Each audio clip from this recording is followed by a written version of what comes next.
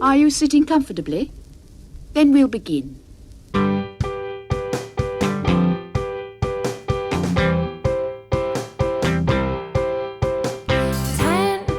minutes left. Yeah, but there's still some time. It's not the final score. We need more than the numbers we're given. Show us you live and breathe the game. You're more than a name. That's what we came for. We can bring you more than the score. Every story. Let's take this thing off of the field into the real world,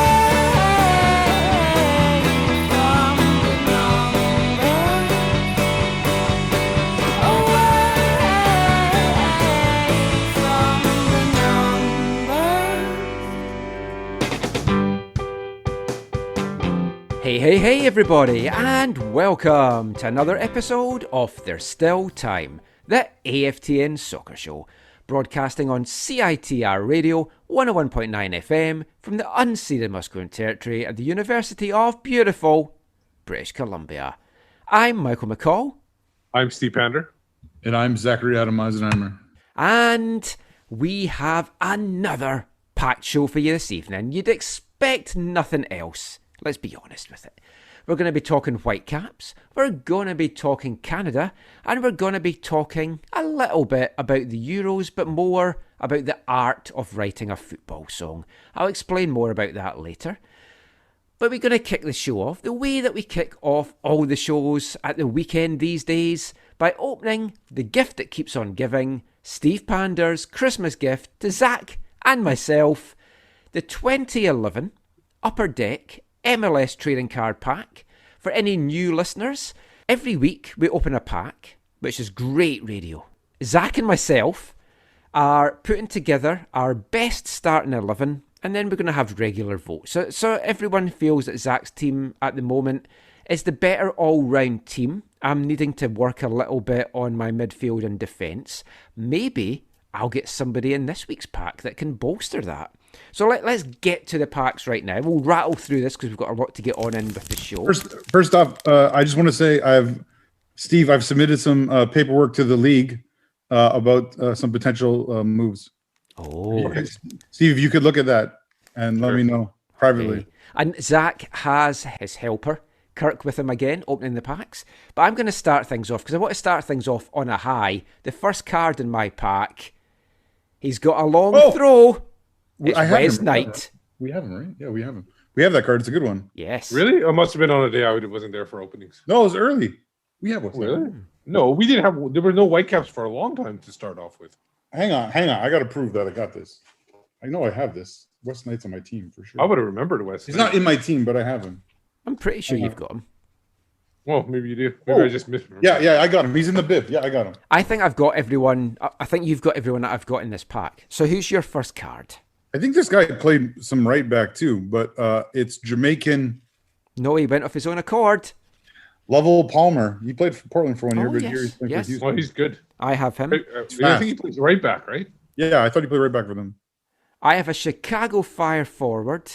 He's a superstar. It's Kalen Carr. How many goals has he scored so far? I have that guy. I know him too a little bit. Now I have a card, Steve. This is a card that I just applied for some inclusion in my team.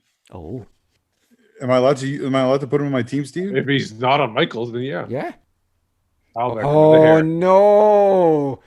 Kyle Beckerman. We were talking about this. I was thinking about adding him into my team, but Zach has got there first. That's disappointing. I'm not going to put this one in my team because I've got a keeper. But she's a keeper. It's Karen Bardsley. I have an abundance of keepers in my deck, according to Kirk. The first one is this card Michael has and had him in his team and has removed him from his team. So he is likely, depending on what other cards come in my deck, he is likely to be my new keeper. From DC, Bill Hamid. Yeah. That's a good pickup. That's a one. big improvement. Yep. Over Matt Pickens, yeah.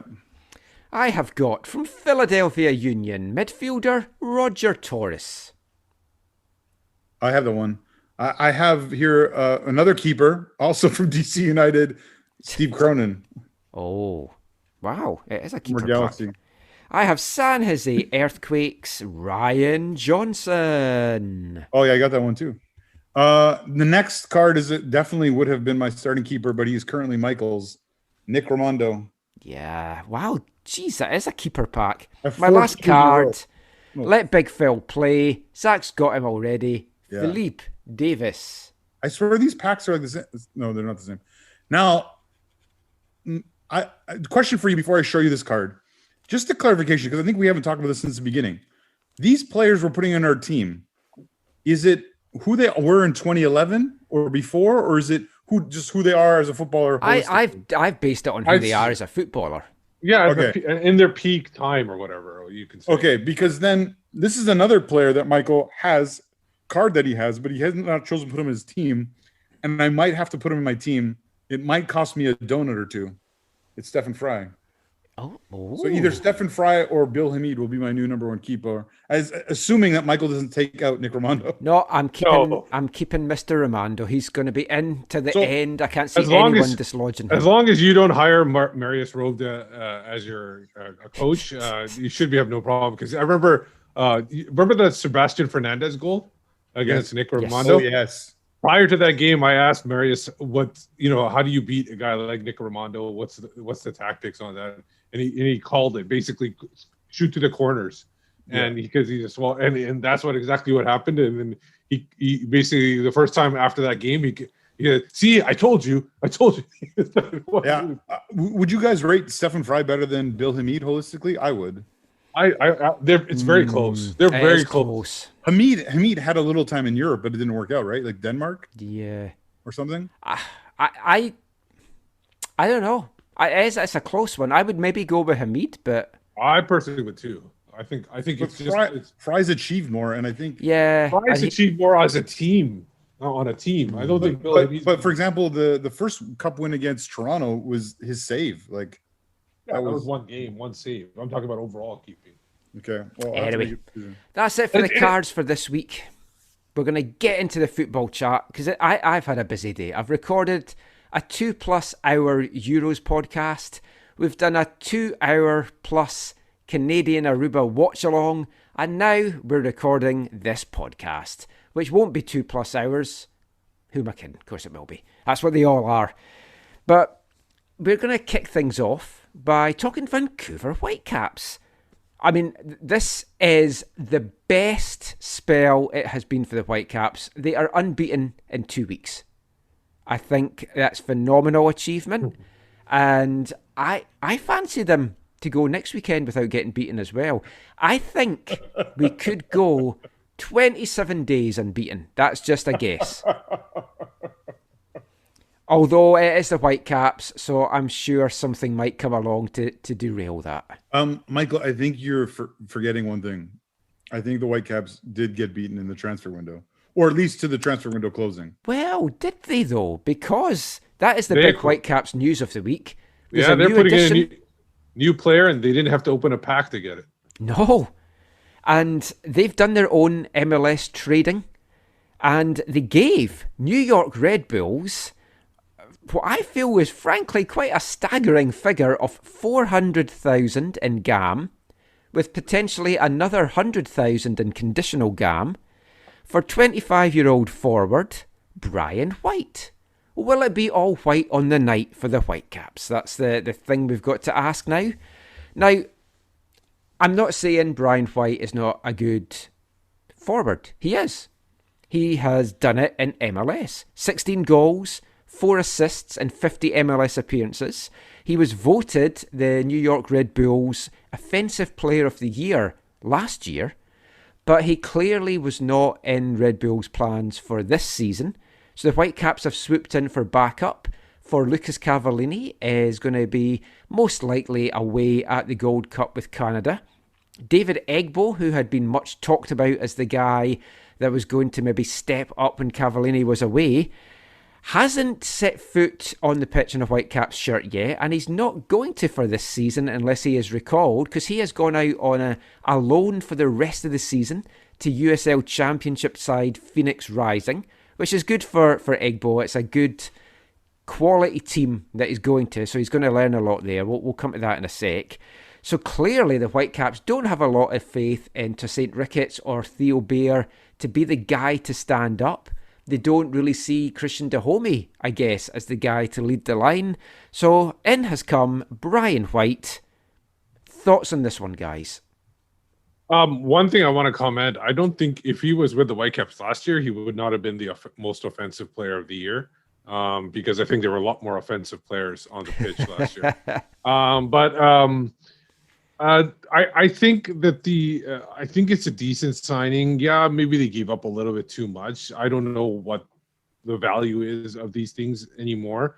But if they're not going to be using this money, and if it's maybe it's something that's expiring this year and they're not going to be using it, it's a good value to use it to get a player. Maybe the Red Bulls are looking to bring somebody in that they need the money. So I think it's a good player. It's not costing them an international spot. That's a positive. Yeah, and it now frees up an international spot with Egbo going to Yes. So that's helpful as well. So if you think of it, they spent what does the international spot go for now? 150 or something? No, they're up at 250 to 275. So look at it this way: they were able to secure an international spot and they got a player for 400. Yeah. So if you look at it that way, that's a fun way of looking at it. Actually, so it's not that bad and it's something that it gives them a little bit of a backup with like I don't know, proven goal scorer, but a very good goal scorer. He's averaging a goal every 3 games or something like that, which is all right. In MLS. So overall, I think it's a decent move. We'll see how he fits in with the club. How much playing time is he going to be a regular? Is he going to be coming off the bench? Those are the things to look at right now. Well, that's the thing, Zach, because let's just presume that Cava is going away with Canada for the Gold Cup. White is going to get those starts in that time away. So it's up to him to then show in that brutal month of July that he can be the guy to help lead the Whitecaps line. Do you see him playing with Cava, or do you feel it's an either-or situation with them? And what do you think of the deal altogether? Oh, I mean, aside from some of the stuff Steve sort of said there in terms of, the spots open up and available and whatever, and the fact that I think a part of this is Egbo going on loan, which I think is good for him and proves our preseason post-draft talk quite correctly or quite accurate. Aside from those positives, I think it feels like too much money for this player. Like it, and again, I might be wrong, and he might be lights out, or might really fill the net and whatever. But it feels too much. It's 4 plus possibly 1, right? Yeah. Yeah. So the one's conditional, so it's going to be appearances, goals, all that kind of stuff. Yeah, and now I know that the deals.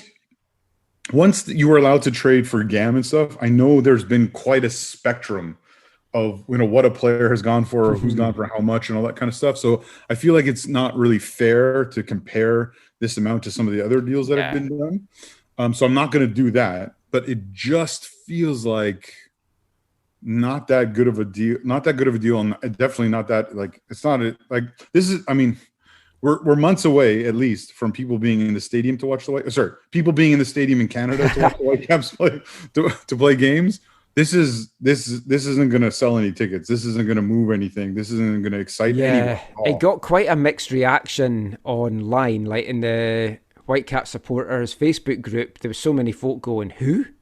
Which is understandable because, as I've complained about, people don't know about the league because the games aren't getting shown here. Because how many Red Bulls games get shown here that people's going to watch and have seen what this guy can do? Because he can do it. Yeah. Ultimately, if I was to just sum it up in one word, I say this is underwhelming. Yeah. But to answer your other question, I think what you'll see, if Mark continues with wanting to have 2 central strikers, I think you'll more likely to see White when he's at up to fitness and up to what the team's trying to do and stuff, which you would assume what's going to happen in this period where they don't have games. I could see him and I could see White partnering Cava up top when Cava's available in here, and then putting Dahomey wide with Caicedo, and that being the approach. But if it's one or the other, obviously Cava's going to start, and then when Cava goes, you're right. It does look like they brought in White to be Cava's fill-in, with Tosaint and Theo not being trusted to do that. Yeah, Yes. and if only they could have made this deal before that Ogden game or whatever the team was called, they probably would have scored in that game if he was in that lineup for sure. I see him as being also that type of striker that can be. Now I don't know how much he's played wide, but he can be one of those guys that can like swap out once in a while, and where Dahomey can play in the middle if they play three at the front or something like that.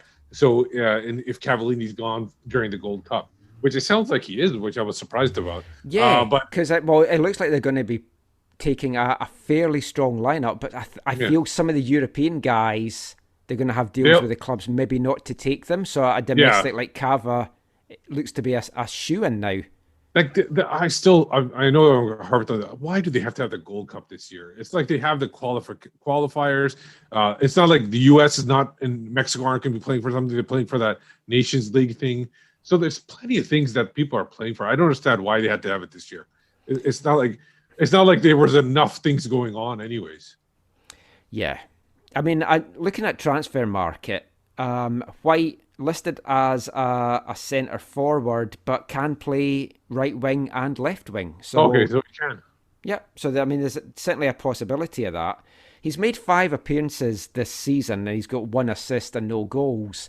So for a guy that doesn't seem to be maybe that big in New York's plans, it's a good return for them. But as you mentioned, Steve, they're sitting on all this money. It's got to be used. And like word on the street from Axel Schuster is, it's hard to give up GAM at the moment because clubs aren't wanting it. Yeah, because they're probably having issues with bringing players in. The one thing is also, I think guys like players like Dom Dwyer and other players like that, when they were traded, weren't they traded for like almost $1 million? Yeah, in GAM and Sam. Stupid money. So if you think of it, like Brian White at 400 or 500 is not that bad of a deal comparison to those guys. There was that one player that was traded from Philadelphia to an expansion team or Chicago to an expansion that went for $1 million plus. There's been a few crazy million plus deals in the last couple of years. So Brian White for me is not that bad, especially if it was the money that was going to expire. And if Axel Schuster is saying is correct, is people aren't willing to take GAM anymore. Yeah, it's lost its value, especially with things like the new sort of under 23 player, the young player rule and stuff. Folk are more looking for that. I mean, the good thing about White, like to talk about the positives, he's young at 25. He's done it in MLS. He is a scorer. The big downside, which is still the big elephant in the room, is the same problem that Cavallini's got, the same problem that Dahomey has got. You need to get service to him. And I know we have missed some chances in front of goal this year, so there's a little bit of that as well. But you could bring in as many strikers as you want.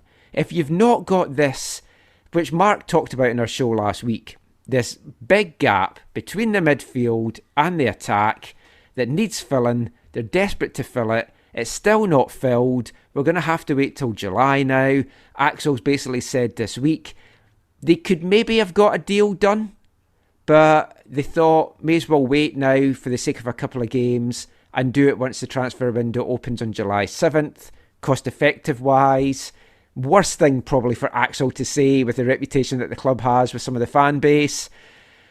But they until they get this guy in, you can bring in as many strikers as you want. It's going to be hard for them to succeed.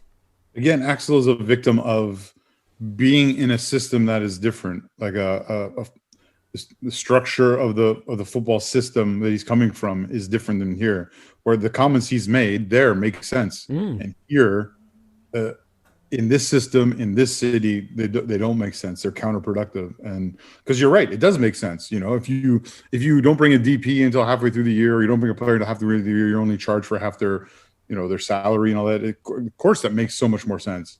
But you can't say that. Like, you can't say that publicly in this place when there's all these other things that have been said before and are hanging over the makeup of the team. I mean, we're going to be talking to Axel this week, so we'll probably have him on next week's show. But I mean, he did speak to JJ Adams and our good friend Harjit Jahal this week as well.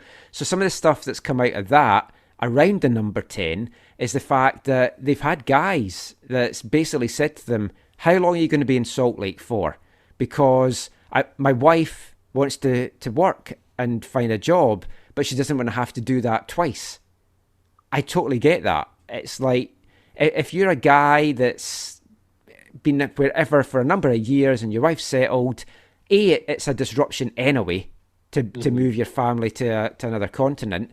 But then to have to then move twice in the space of who knows how long, that's a tough sell. There's apparently been guys saying, okay, I'm interested in coming. Speak to me once you know what's happening about getting back to Vancouver. And if I haven't found another club, we can get a deal done. They have apparently agreed terms with somebody, but it's still got to get sorted out with the other club who are waiting to find the replacement to that player.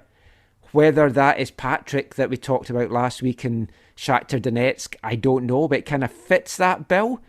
But they said, because we've agreed terms with that guy, we can't go out and agree terms with somebody else as well, in case they end up getting both of them. So it's just a mess. And it's a lot to do, and I'm not trying to make excuses for them, because I think they should have done something by now, I feel like. Oh, definitely. But the COVID stuff does play a big part. And the fact that they're in a different country, they might be coming back to Vancouver, they might not be, the games might be happening. It's all up in the air. I thought it might have been a benefit, because I assumed that they'd be playing the whole year in Salt Lake or in America. I thought it'd be a benefit because somebody would want to come to America and then come a year later. But Ali Adnan would love to come to America, but he just can't get that visa. I didn't expect, because you normally hear of wives and girlfriends of players, and they're usually not looking to get jobs. That's more the UK ones with that. Yeah, that's not true. I mean, no, it was a joke. It was a joke. It's true though of the UK. Yeah. No, but I think of the 2011. I was gonna mention Kenny Miller's one. Well, no, in 2011 you had Julie Salinas, who really wanted to work, but she couldn't, right? Like, yeah. So yeah, it is an issue. Because I mean, it's all visas and stuff as well, and like we're making jokes about Ali, but I mean, I feel for the guy, because it's like he wants to come and play and he can't play.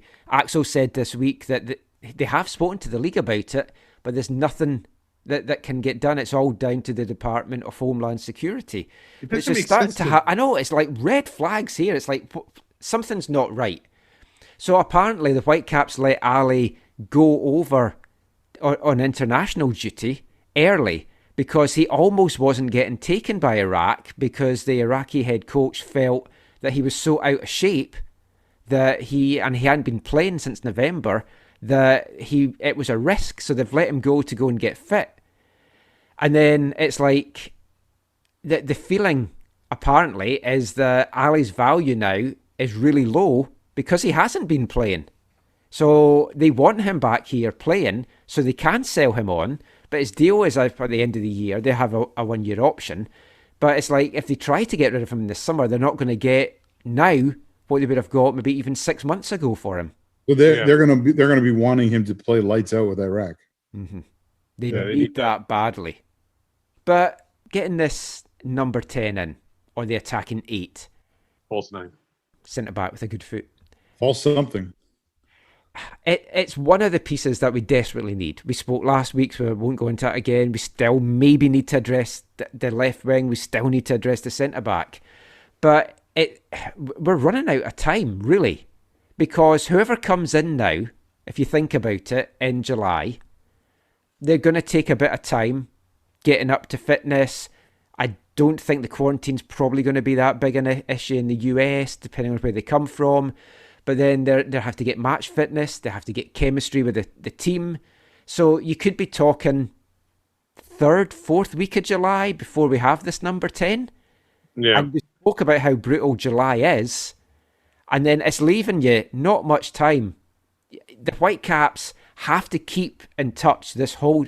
The next probably 10 games for June and July are season-defining for the team. And the worst case thing about this too is at this point now, based on things we've heard, not inside stuff, but like stuff you hear out there, is this a player that's going to be fitting MDS's system? Or Yes. because is he going to be here for next year? Or is this going to be an Axel type player who's looking to establish the style of play? I know MDS, when he came here, they said they're going to establish a style of play that when the next coach comes in, that's the style they're going to play every time. Yeah, they want to have the Is that- Whitecaps way. Yeah, but is that even possible now? I don't know, because the Whitecaps way hasn't worked so far. So Well, I mean, is it gonna be- let's be honest. If someone was to put a gun to our head and say, "Tell me what the Whitecaps way is just now," you'd be like, I don't really know. They kind of want to prep. They don't have the players that do it. I'd be like, let me at least call my loved ones one last time. But I mean, you do raise a good point there, because it's sounding more and more that MDS might not be here next year, barring a lights out performance and a great run in and making the playoffs and turning this team around. I think like your interview with him, it seemed like he was resigned to the fact that he probably won't be here next year. He seemed less upbeat than usual, but I think being away from your family is going to do that. That can play a part, yeah. But I mean, Axel, the way that he spoke this week with JJ in the piece that he wrote was basically around the lines of, we're not looking for a new coach. That hasn't been discussed. I expect Mark to be here for the rest of this season. Didn't talk about the future, but said, obviously, it's a result. I'm paraphrasing this bit. It's a results-driven business. Basically, he has to show now in these next couple of months that he is the man to lead this team.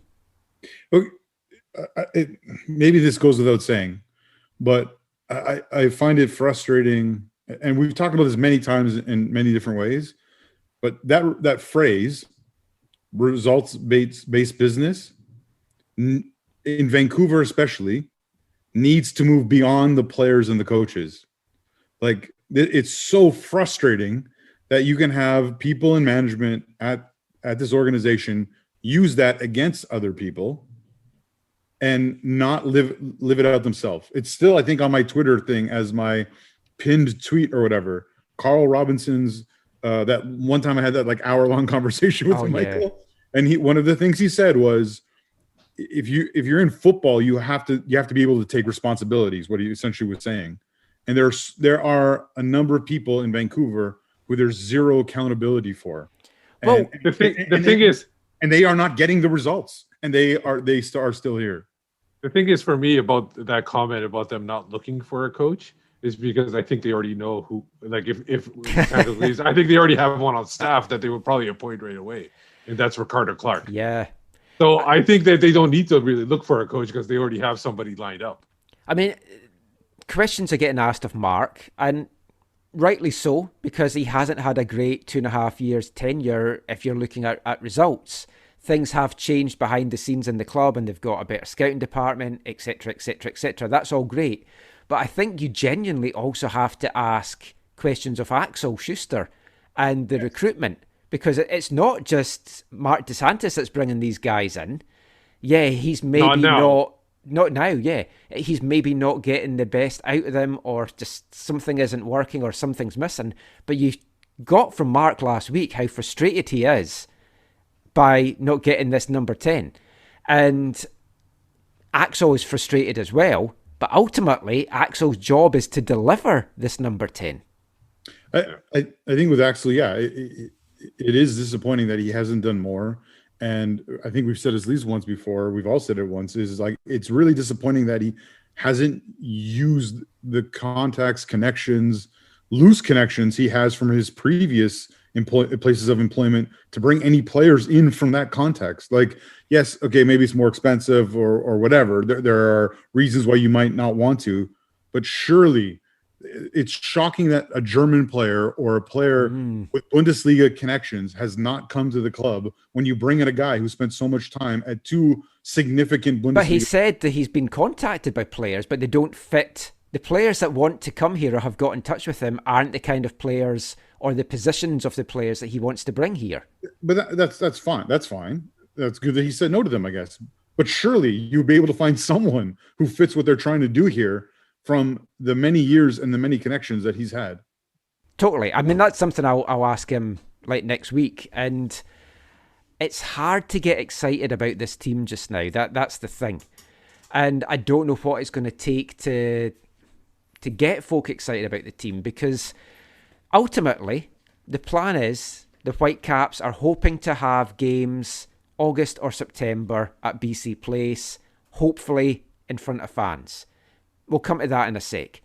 They are going to have games, their last 3 games, potentially their last 3 games, but definitely 3 games, their 3 home games in Utah, 2 against the LA Galaxy and 1 against RSL. I can see that backfiring on them. That's not going to give them a lot of a home crowd advantage. I'm not sure they really thought that through, but they're going to be open to fans, limited number of tickets available. They said it's as a thank you for the support that the community has given the Whitecaps. I'm not sure a thank you gift is going to have to watch the Whitecaps, but still, I mean, that's something different. But I mean, that's good.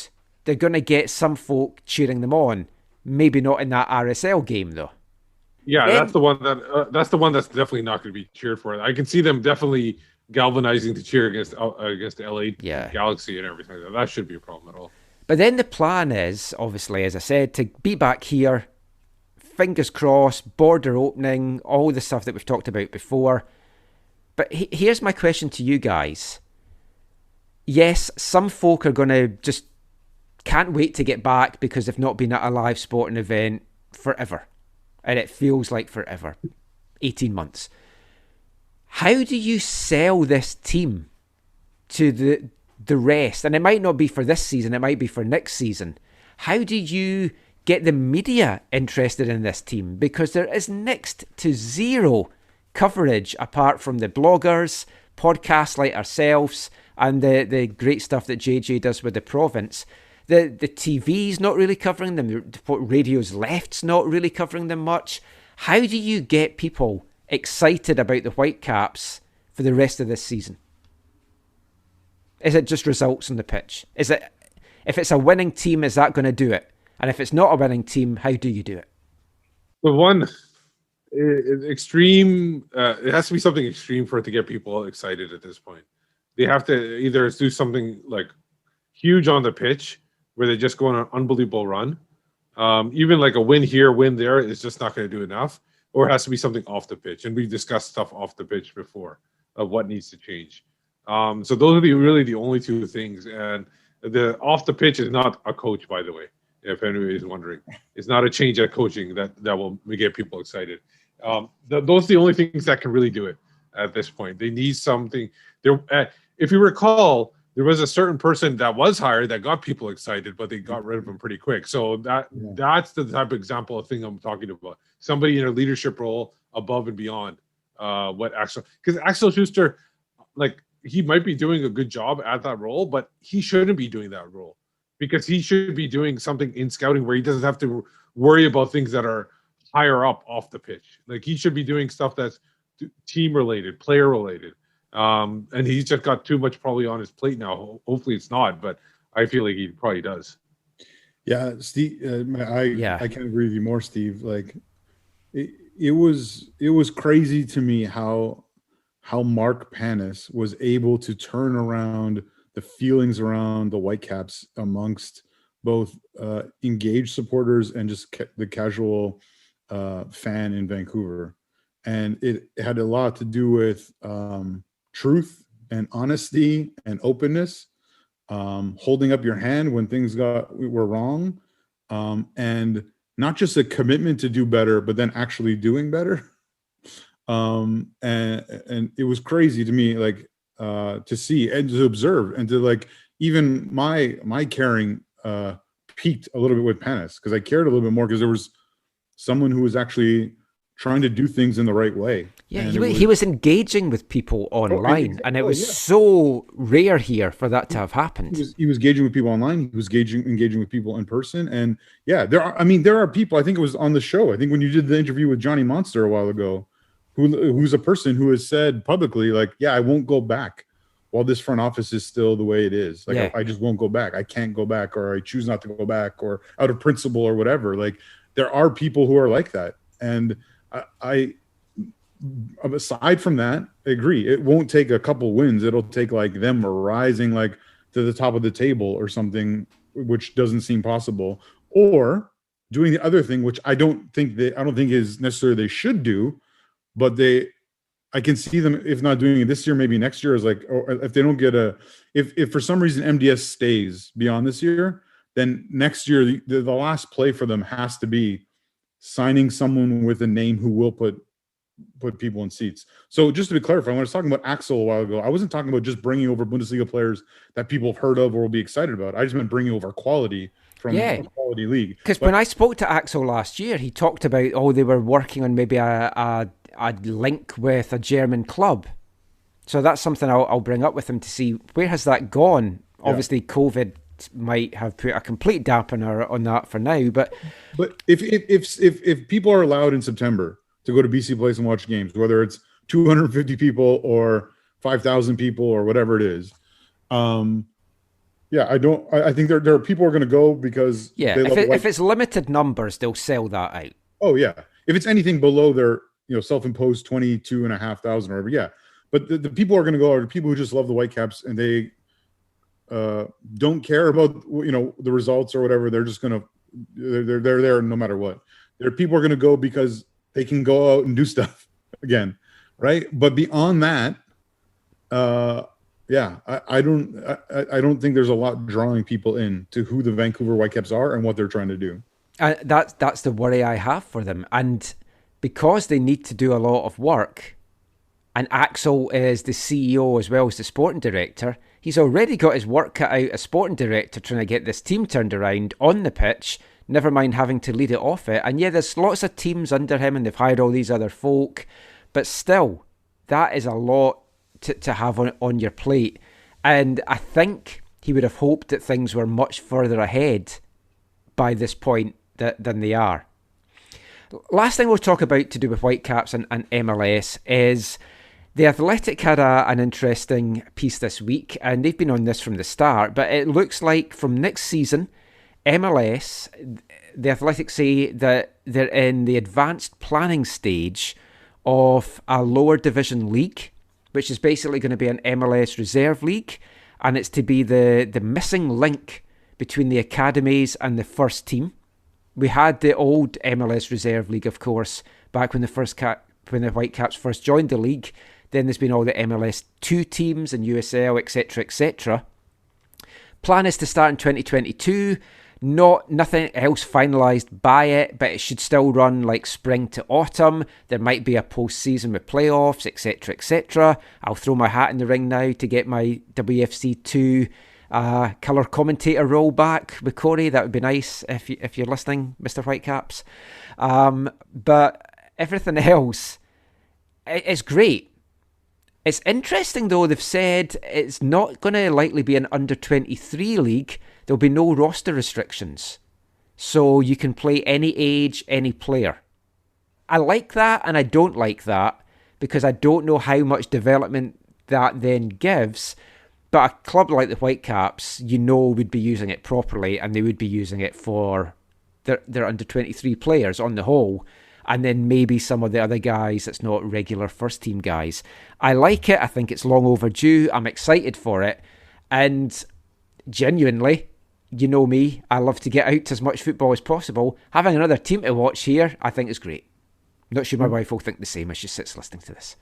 I just want to know more about the logistics. Right now, I'm not sure how they're planning to organize this. Is it going to be like teams going in at the same time and then playing like a next day or something like that? I don't know. To me, I don't it's know. Just more of the same that has happened before. So I'm not sure if it's going to work or not. I mean, because they've tried it would it be multiple great times. to have like Whitecaps go and play Portland. One day they play the reserve team, one day they play the first team. Obviously, logistics, sometimes depending on when the games are, what fields are available, etc., etc. It makes for a great day out. We've had that in Portland. We saw Mustafa Jarju score a goal in Portland for the reserves the day after the MLS game. I'd like to see a bit more as well. In theory, I'm excited by it, Zach, but it has to have substance. It can't just... Like the old MLS Reserve League was a waste of time. Let's be honest. Well, that's what I was going to say to you. Like, what makes this different than that? And what makes this different than the USL thing? Like, to me, it's kind of frustrating that it's taken MLS so long to try and get this figured out and actually do it like well. Like, yeah, because the MLS 2 era in USL has not worked. No, and if anything, it's devalued USL a little bit, which is unfortunate. But I think, this is not news that there's a gap between MLS academies and MLS first team, right? That's not a new thing. Like, that's not a surprising thing, and that's not like, when you look at football clubs around the world, there is something between those two levels, right? So, but the advantage of clubs around the world is you can bring like a guy that does well in the academy. You can reward him by sticking him on the bench for a first team game, stuff like that. You can't do that in MLS. The structures in other places around the world are much more helpful. But what's going to make these games meaningful? What's going to make people want to go watch them, Michael? Like, you saw WFC 2, which was obviously hindered by being at UBC,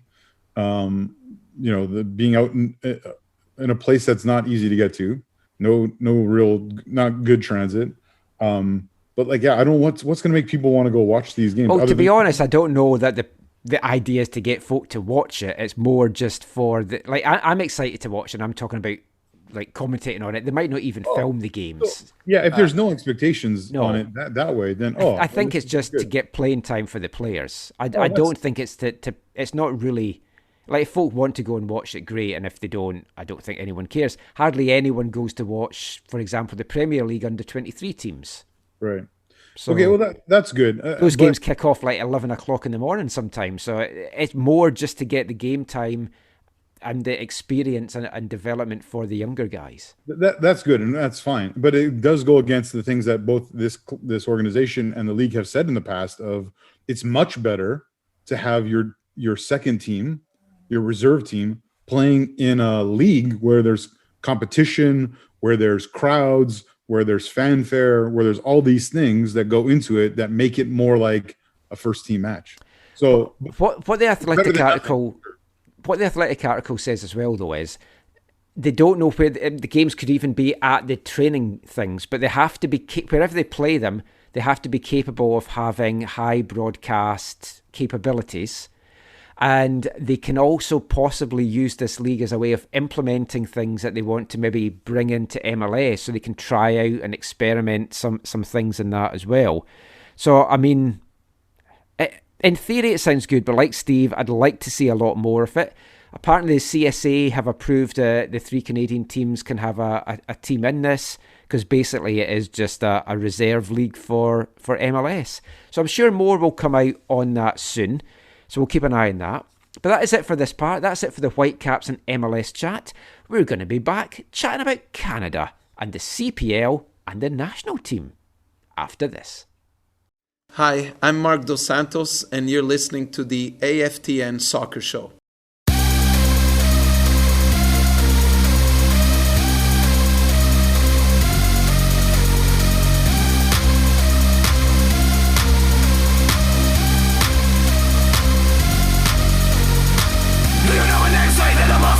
Here we come again, say that I must go. Hashtag crocodile, say that I must go. In this game, asking a ball, gotta let's go. Do you know my name, say that I must go.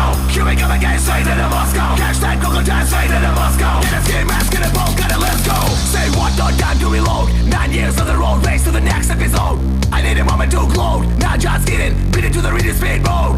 We don't wanna be thugs, never be cool, but went to the school of hard knocks. Track skills, game mass on task. If I ever think about it's us. Making a noise and no pro photos. Agent, all around the city like warriors. 8 or 9 years, now the world follows. Straight from the 7 hills to the 5 boroughs. Go play for gangsta, but be so criminal against all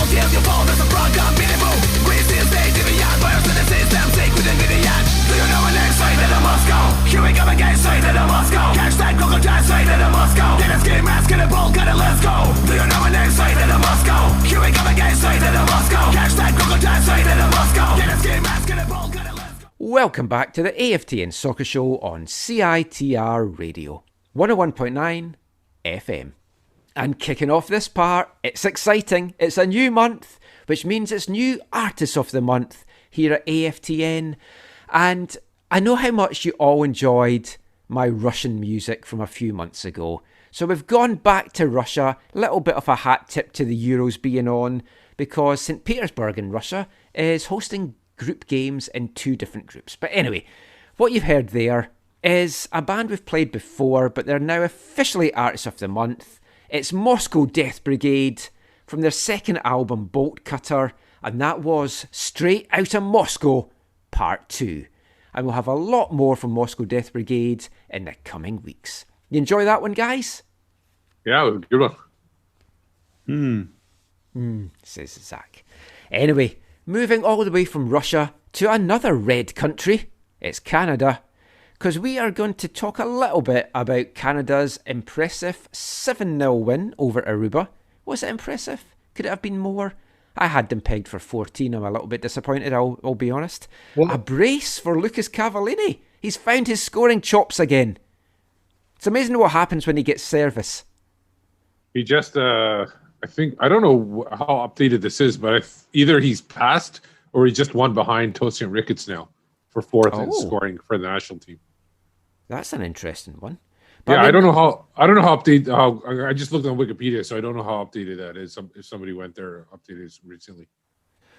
We won't go too much into the game, because if you want to hear us going into the game, check out our YouTube channel. We did a live watch along, the 3 of us and Will Silver. It was a lot of fun. We talked a bit about the game. We talked a lot about Canadian football in general, one soccer, just anything and everything around that. Check that out on AFTN's YouTube channel, youtube.com/AFTN Canada. Steve working the OBS system for our first time.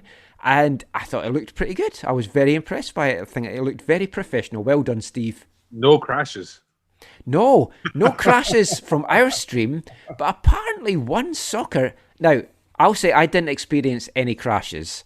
I watched it on my Roku device, which did mean I was about 30 to 40 seconds behind you guys watching it online, but at least mine didn't crash. 7 or 8 crashes, I think the one soccer stream had, and a lot of unhappy punters online. Yeah, I had about 6 on mine that I had to reboot but it was just really refreshing the browser, and then it would come on right away. Yeah, I mean, unfortunate, especially when folk are paying for it, and there's been a lot of disquiet, really, about the one service having these games, or one soccer rather having these games, and the service that they provide, and it not being available to a wider audience.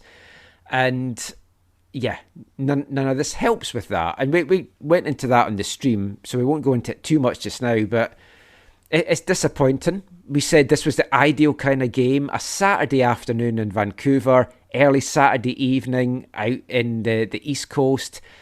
This was the ideal game to make free on their YouTube channel, to kind of maybe say, this is what our production quality is like, this is what we do at half-time, pre-game, post-game. I think it was a missed opportunity, because I can't see too many people that would have signed up just for this game. So this was a chance to maybe get people in. What do you think? Yeah. Go ahead, Zach. Yeah, no, I mean, what you say makes sense, Michael. And I think we've talked about this in varied ways over the years about them making, whether it's the Canadian games available or the CPL games available, to draw more people in, because the access is limited. And so, yeah, it's unfortunate that not everyone got to watch this. It's extremely unfortunate that those who have paid money to watch this experienced technical difficulties. I only had one crash, unlike Steve's, 7 or whatever. But yeah, And Steve is, like, to be serious, not even being facetious, Steve was a new subscriber for tonight, so we could do the watch along. That is not a good first impression for you. No. Well, I had it. I remember having it when it first came out for I think a month or 2. I can't remember, just to try it out. And then I signed up today.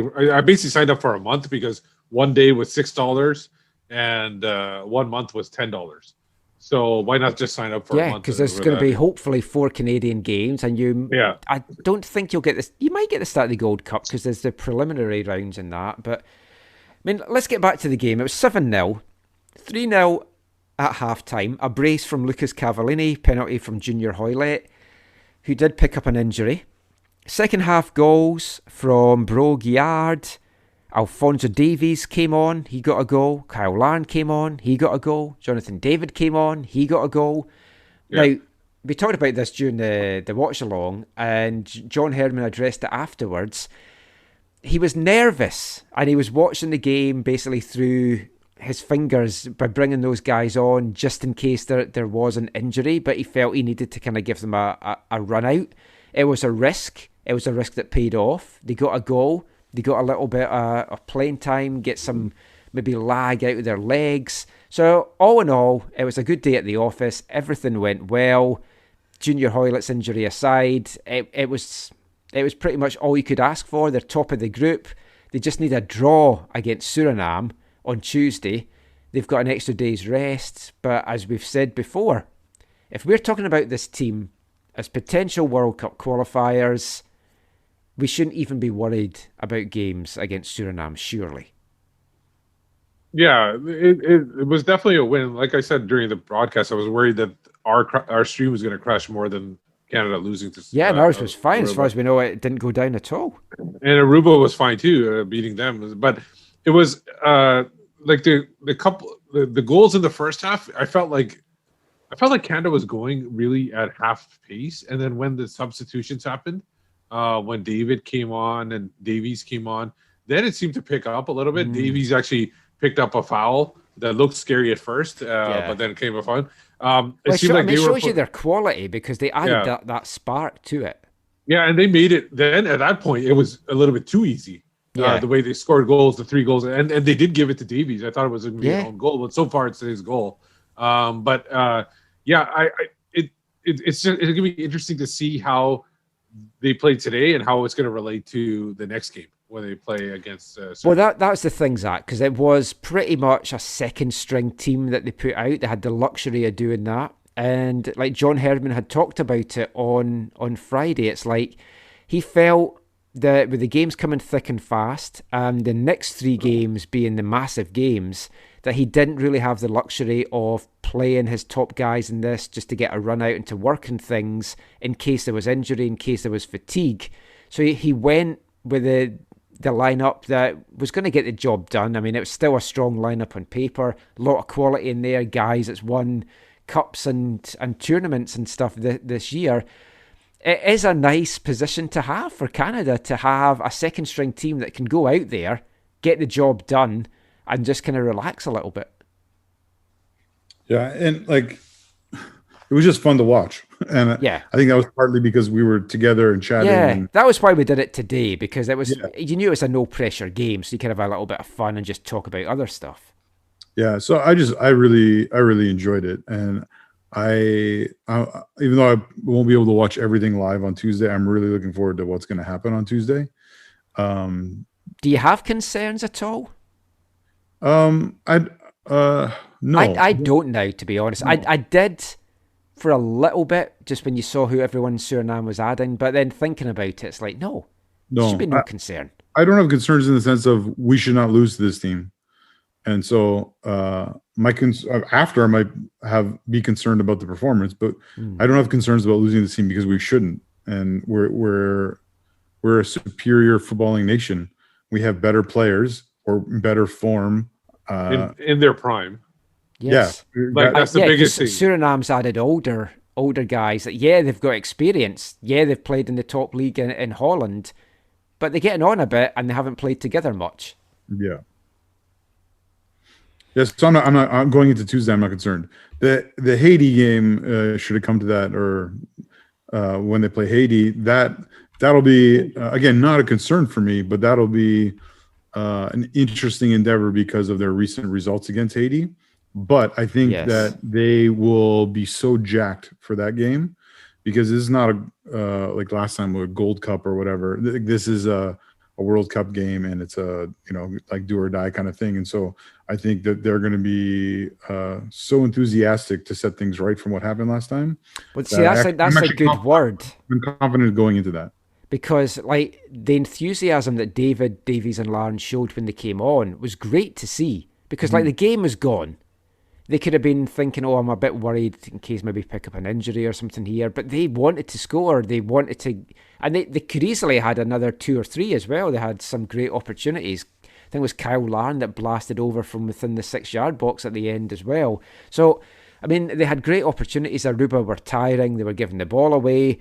Yeah. Suriname, they should get by easily. John Herdman's talked them up, and because he has to make it sound that they're a threat, so that Canada and the players don't go into it too easy, or maybe take their eye off the ball or underestimate them. The thing at the back of my mind always is, it's cup football. I've watched the FA Cup for enough years to know that every now and again there's a little underdog that has its day and causes a huge upset. I think this would be a massive upset if Suriname got the better of them. I am more concerned possibly for the next game. It's going to be Haiti or Nicaragua. So basically it's a shootout on Tuesday between Suriname and Canada. Canada just need a point, a draw. It's also a shootout between Haiti or Nicaragua in their group. They're tied in points. Haiti's got 2 better goal difference, so they just need a draw as well, and it's in Haiti. So it should probably be Haiti against Canada in a 2-legged tie. That's going to be interesting. But I feel like Nicaragua is a little closer to Haiti than what Yes. than what Suriname should be to Canada. That's I'd the agree. thing. Like that. And the funny thing is I was just looking at the score lines for today's games. The 7-0 score line was the not even the worst defeat. It's not even the top 3 of the worst defeats today in CONCACAF. Panama beat Anguilla 13-0. Curacao beat British Virgin Islands 8-0. And Haiti beat Turks and Caicos. Yeah. Caicos Islands 10-0. Yeah. So what's 5 against each.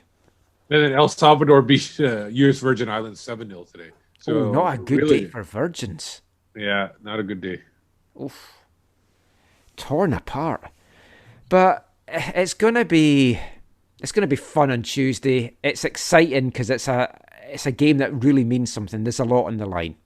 Now, John Herdman's going to approach this in a way that he knows they need a business-like performance, and you're going to get his top team out there.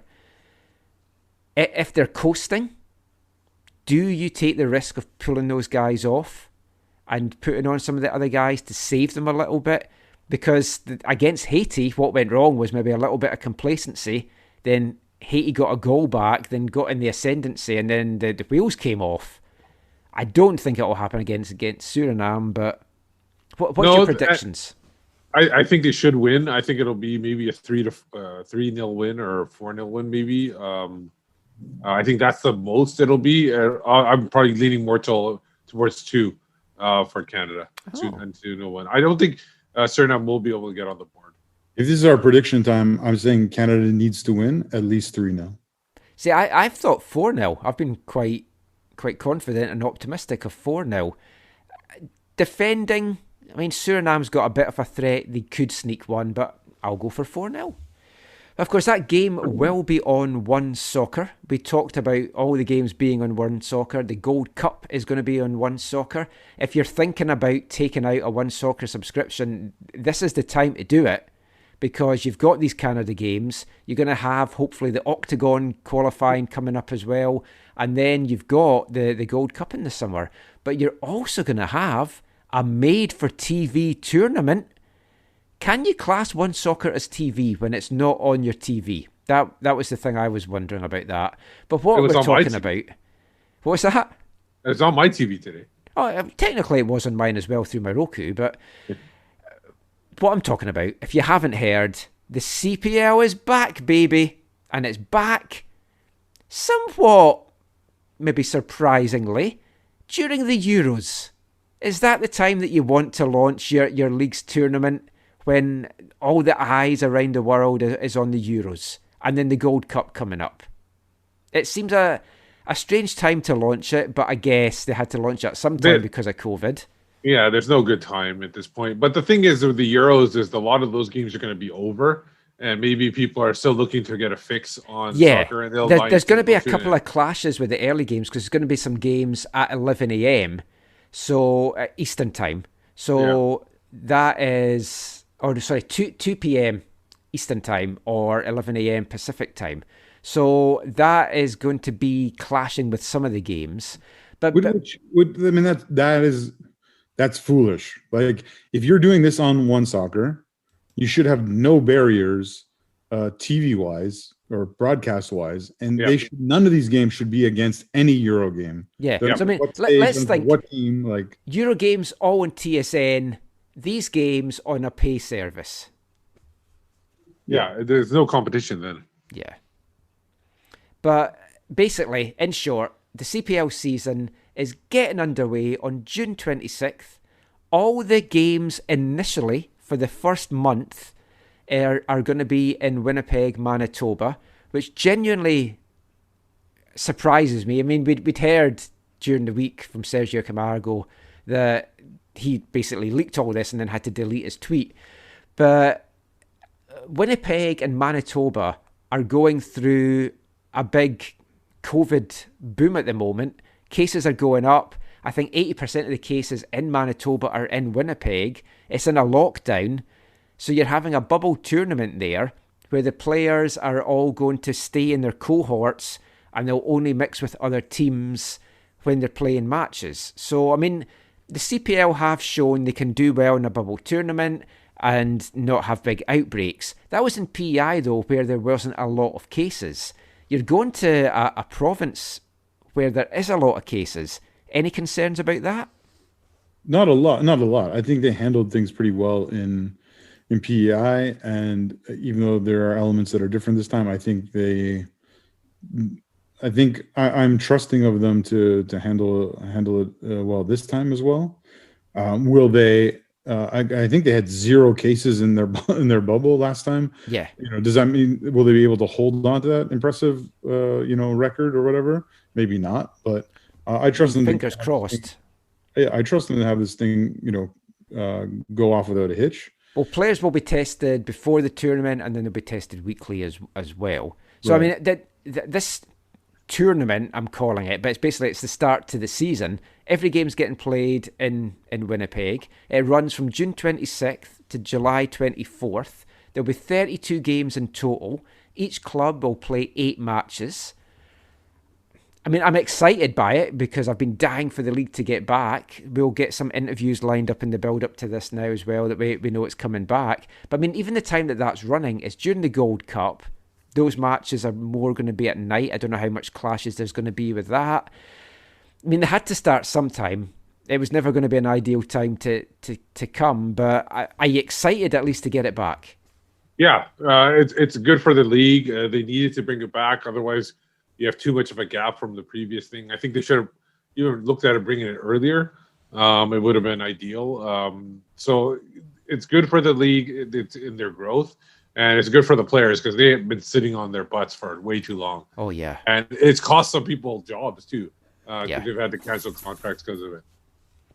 Yeah, I mean, if you ask me, am I more excited in September to go to BC Place to watch some football, or more excited to go to the place formerly known as West Hills to watch some football? I'd definitely be more excited to go watch a Canadian Premier League game on the island. Yeah, I mean, after July 24th, the clubs are going back to their home markets with the hope that they can then get games in front of fans. A lot needs to happen in that time for that to be the case, but I mean, fingers crossed. The opening weekend, on the Saturday, there's 2 games. 11 a.m. Pacific time, FC Edmonton are taking on Ottawa. And then the big one for us out west, 2 p.m. Pacific time, which doesn't clash with any Euro game, so that's good. Pacific FC taking on Halifax. On the Sunday, you've got Forge FC taking on Valour. And then you've got Cavalry FC taking on, I was going to say York 9, but it's York United. So they're going to announce the full schedule on Wednesday, June 9th. Monday, June 7th is going to be the official unveiling of the 2021 CPL kits. I liked the 2020 kits. But I thought they would maybe have kept that for another season, considering there wasn't really a full season. I'm excited for it. I'm looking forward to it. I'm glad it's back, and I just hope we can get fans to the games. All these games are going to be shown exclusively, though, on One Soccer. So there's no arrangement to show any on CBC or any of the local broadcasting partners, at least not as of now. That concerns me for getting people's interest in it. I've already spoken before that I've been on media calls where there's like 2 or 3 of us on the call. Media buying into this is going to be tough. Media during a Gold Cup.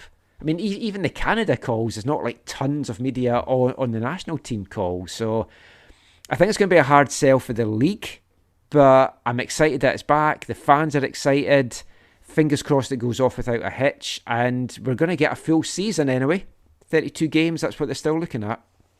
But that is it for this part. That's it talking about Canada. We've got one more part to go. We're not doing a Euros preview in this episode. We might do a Euros preview as an extra podcast. We'll have a little chat about that. We'll see what we do.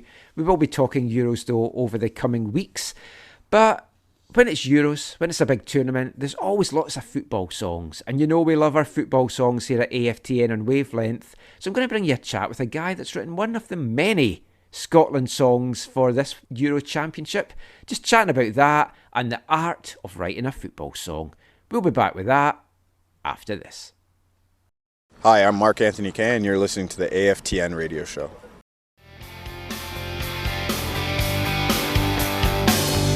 I don't know what they're saying. Maybe I'm too naive. I fantasize, it's in my nature, but you're not make believe. And I'll never forget you. To think I would, as if I could ever find anyone like you again. Georgie Best, superstar, Stanley Bowles, QPR, Alan Waker, Peter Pan, Captain Scarlet, Superman, Hayley Mills, Rodney Hughes. I don't know where they live, I never see them on the bus, but I know they live forever in the universe. Welcome back to the AFTN Soccer Show on CITR Radio 101.9 FM. And kicking off this part, it's a song from 1995. A not very well known band from England called Nylon Bombers, from their self-titled debut album. That was a song called Superstar. And I'd kind of stumbled across that. I mentioned last year that I was sorting through my CD singles, which I did promise to give away to somebody, and I haven't forgotten. I will be giving away the ones that I've decided not to keep. Just have not got round to dropping them off yet. But in amongst all the CD singles that was playing was that classic song. I'd forgotten all about it. I loved that at the time. It mentions a couple of footballers at the start. Not enough, though, for us to include it in Wavelength, but a good song to include nonetheless. Name-checking, lots of great characters from the UK over the years, and lots of folk from my childhood. And it's been all about superstars this weekend for the Canadian national team. I'm sure we're going to have a lot of superstars rising to the fore as the Euros kick off this week as well. And talking of the Euros, we might do a Euros podcast for our extra subscribers, or we might bring out a normal one. We're still talking about that. But if you want to get your Euro fix ahead of it, especially that with a Scottish bent, check out my Scottish podcast, Glory Days of Gold. It's an East Fife and Scottish football podcast. You can find it on aftn.co.uk. and on all the good places where you will find your podcasts.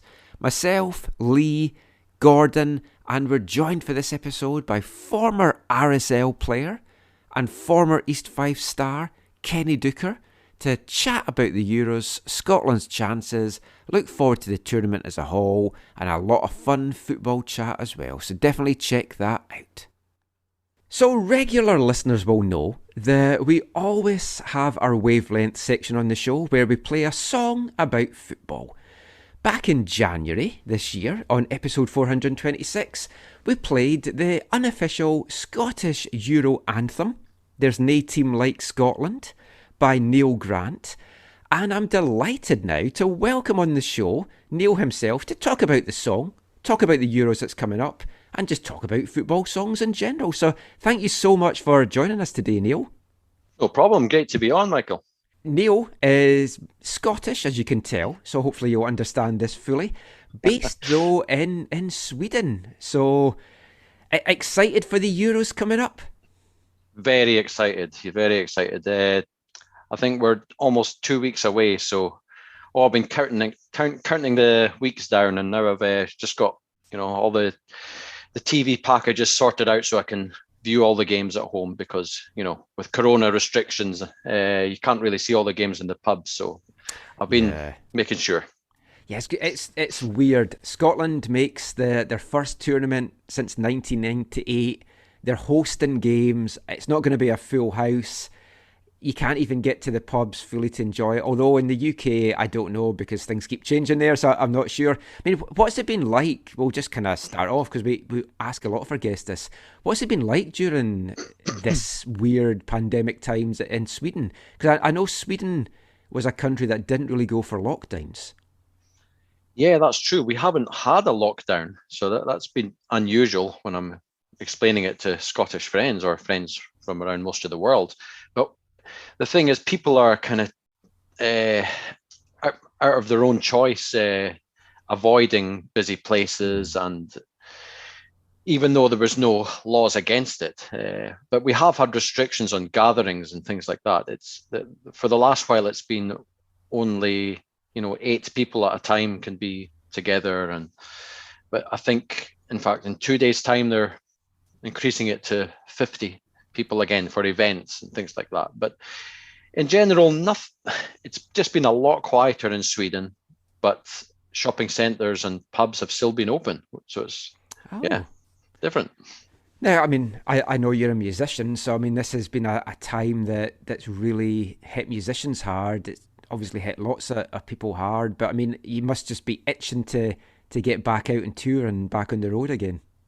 Oh, definitely. Yeah. I'm expecting to head out with a heavy metal band I'm playing with here in Sweden out in October, all going well. So otherwise, Corona doesn't shut down home studios. You can still work.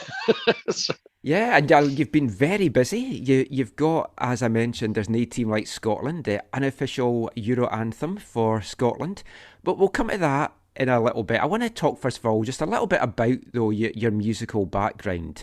Now, you come from a place in Scotland, the Black Isle, which we were just chatting beforehand. I actually got married in the Black Isle, so a very small world. But I can imagine, like, growing up there in the Highlands of Scotland. For anyone who doesn't know it, it's kind of north of Inverness, south of Dingwall.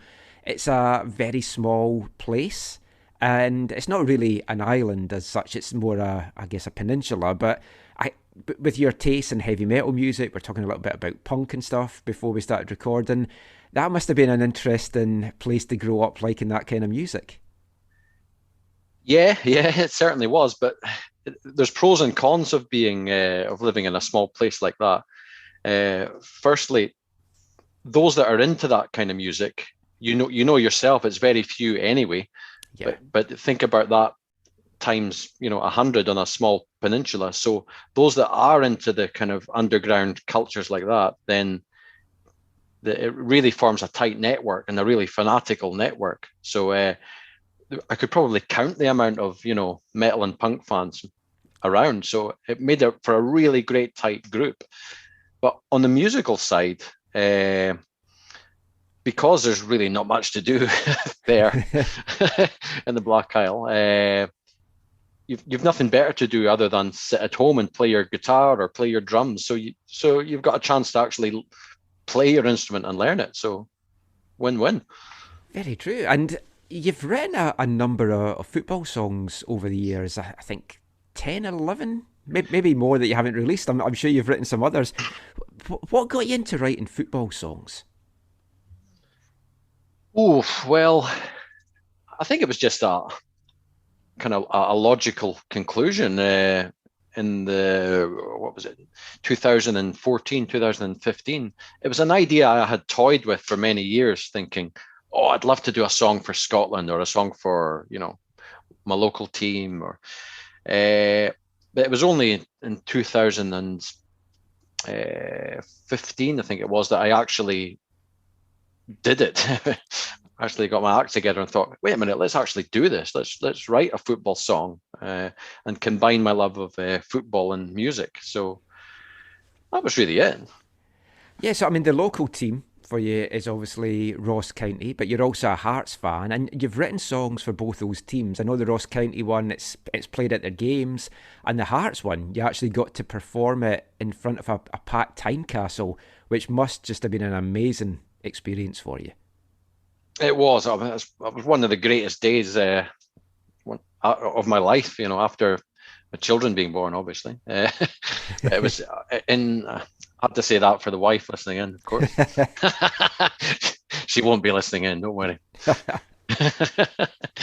So anyhow, yeah, it was an amazing experience, yeah, because by that point I had built up a bit of a repertoire. I'd done maybe 6 or 7 songs for lower league clubs.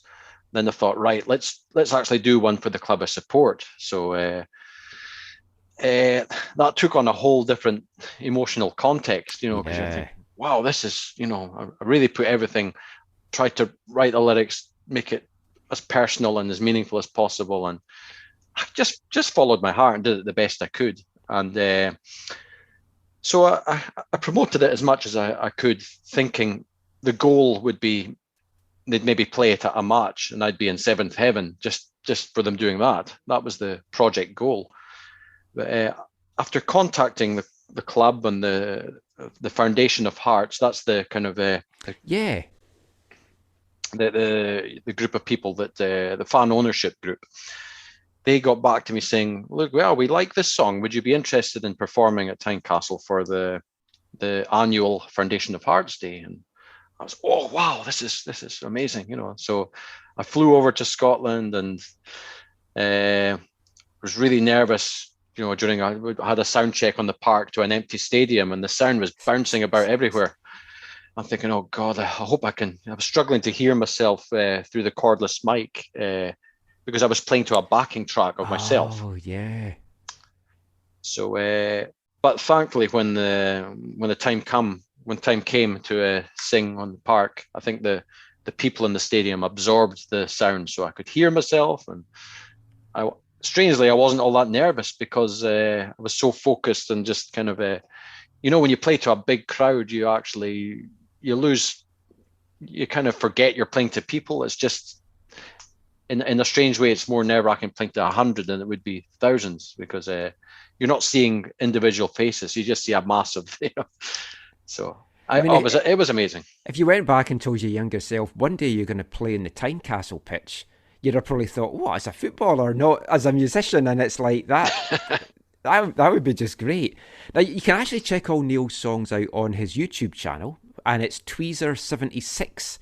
We'll mention this more at the end, and we'll put it up on the website as well. But in amongst those songs, which I found very obscure when I first discovered your channel, there's 2 songs about MLS teams, LAFC, Atlanta United. No Vancouver Whitecaps one, but we're going to work on you to maybe do something for that. But why those 2 teams?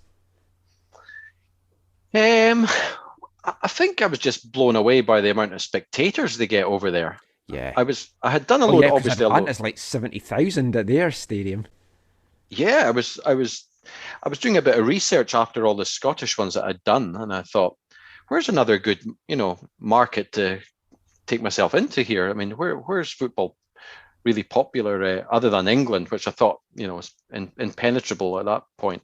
So I thought, Atlanta, I thought, how many spectators do they get? And I was blown away to see they've got, 60 odd, 70,000.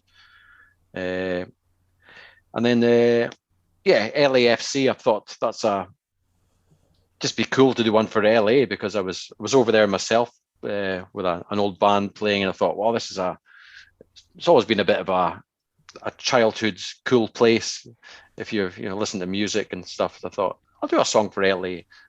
Maybe they'll invite me over. It's weird. Like I was explaining this to my wife, because like we grew up in Scotland and we see all this stuff in the telly about America and stuff, and like I was so excited when I was driving over the Golden Gate Bridge in my own car, because I was down on holiday, and then we were in LA and I was driving up Sunset Boulevard and Hollywood Boulevard, and it just blows your mind. It's like, I'm actually here driving in my own car up these streets.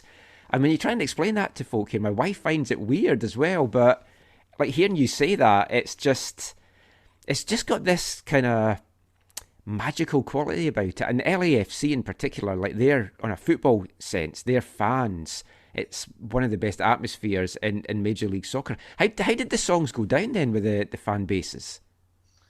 Well, the fan, it's had a good few thousand hits on YouTube. More so LAFC, which I'm happy about, because that's actually one of my favorite ones that I've done, because it's a little bit different. The song, it's not so. Yeah. I mean, some of them aren't the best that I've done. I'm not going to mention any specific club names, but like you said earlier in one of your podcasts, Neil's done lots of songs, some good, some not so good. And I'm like, and I thought to myself, you know what, he's right. But I was that being one, nice. I know you're bang on. But no, the LAFC one was one that I thought, that's pretty cool, because it's not your ordinary kind of football song in style. It was a bit more kind of psychedelics, almost a psychobilly type song. It was very different. I mean, that's the thing. Like your songs, there's a lot of different kind of genres in there and musical styles. And I mean, to you, because like from 2017, once we kind of moved the show from just being a podcast onto the radio, gave us the ability to more legally play music on the show, which we had always done anyway, but we introduced our wavelength section, and that section, every episode, we play a song about football, either by a proper band, mainly by proper bands, sometimes by teams, sometimes by players. Some are just kind of more like fun spoof things, but I've always liked the ones that's performed by proper bands, and there's a few really big like indie bands that have done songs about football. For you as a singer-songwriter, Neil, what makes a good football song? Well, I can only say it from my perspective, because we all know music is subjective. So let's just get that out of the way before we go any further. Yeah, I'm sure the listeners to my show will know that my music is not to most people's tastes, especially over here.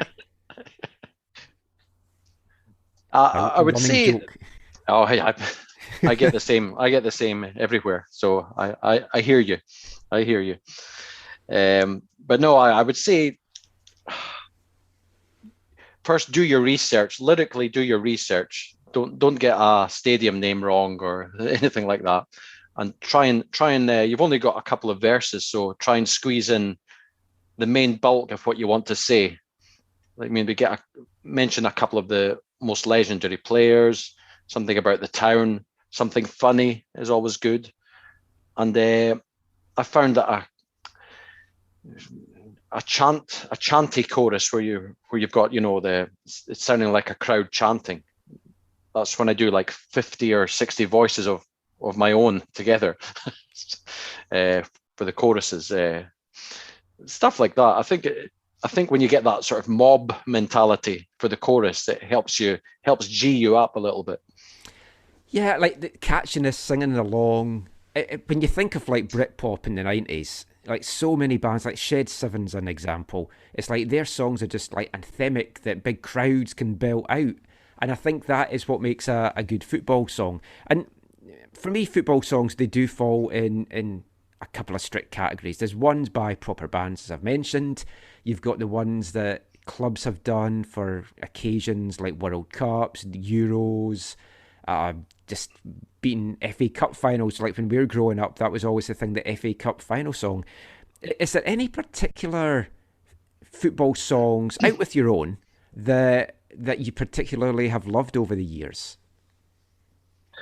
I'd say the best one for me is, I'm going to say this because I'm a Hearts fan, but I do actually think it's a great one. There's the original Hector Nicol. Yes. That does I don't know if your listeners in Canada will know it, but the Hearts, Glorious Hearts. I just think it's fantastic the way it's been put together and the passion behind it. So I think Hector Nicol was a big influence because he's not only done the Hearts song, but he was a serial songwriter because he's a Paisley man. I think he supports St Mirren, funnily enough. But he actually did the one for the Hibs as well, Hibernian. Oh, High B Hibernian.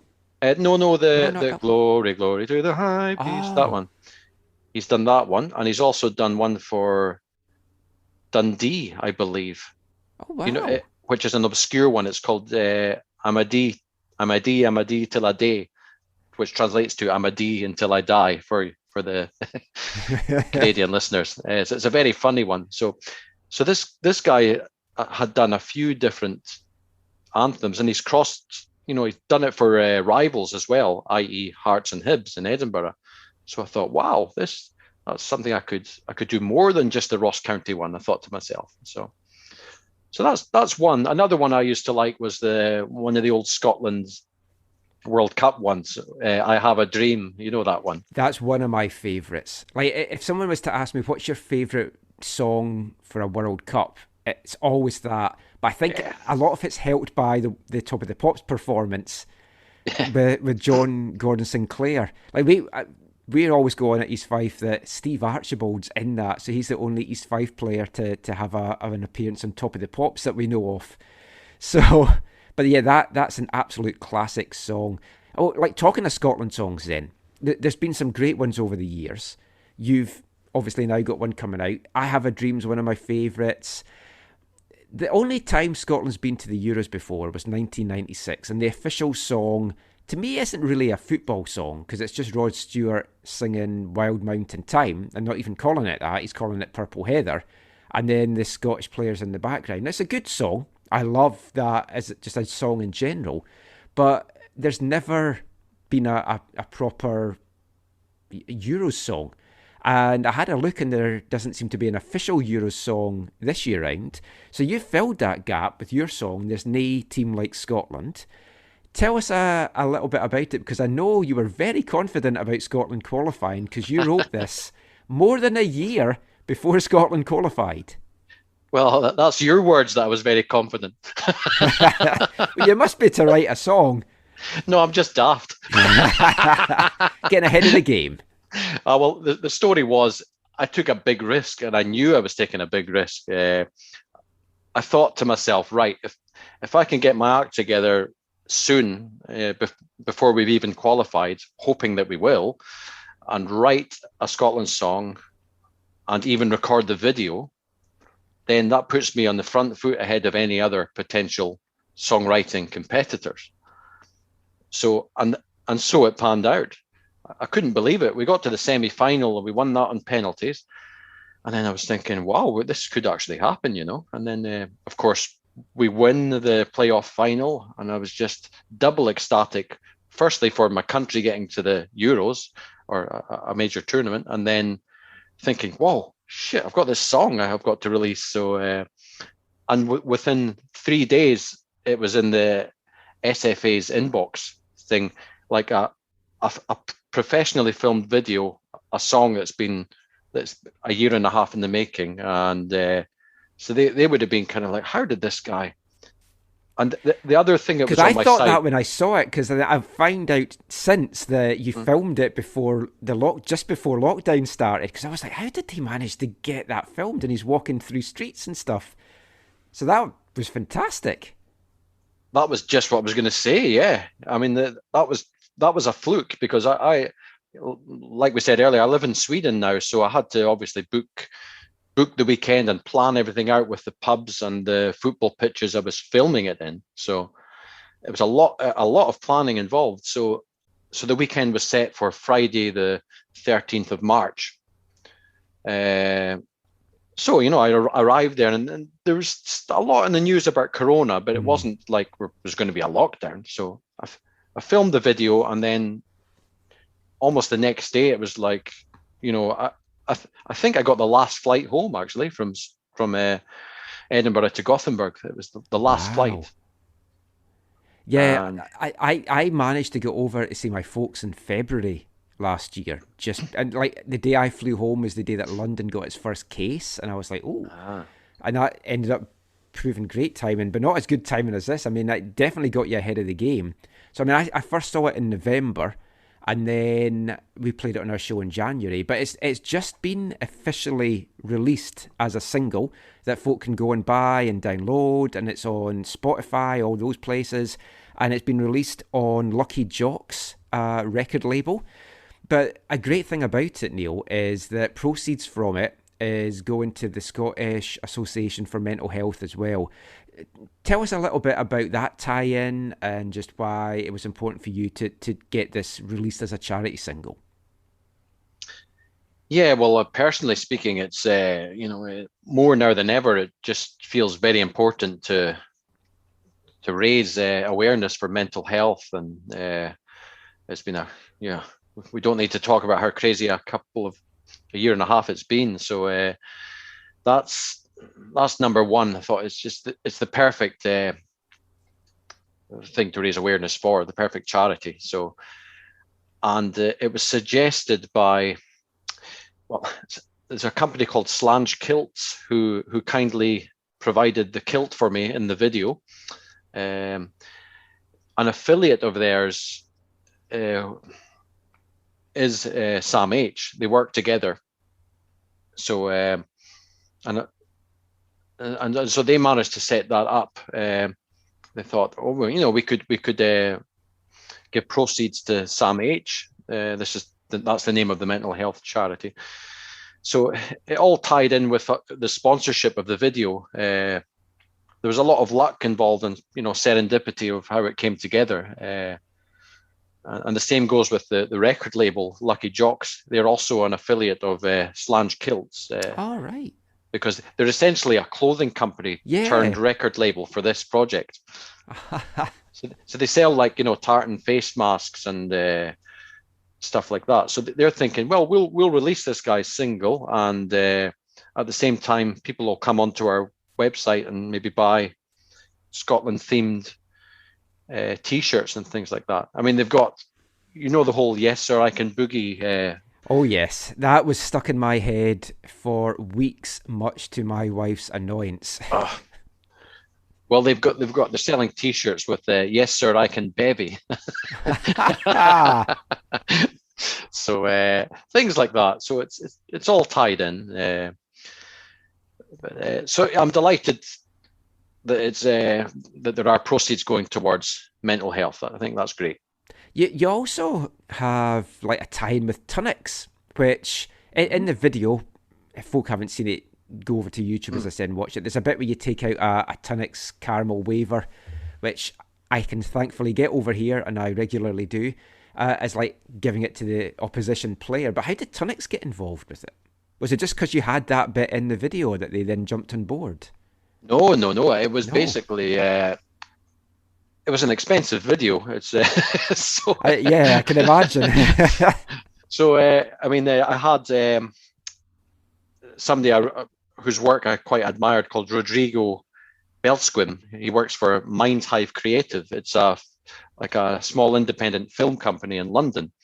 So I contacted him, and he gave me a price, and I was thinking, right, I'd like to see if I can get a sponsor for this on the back of my other football songs.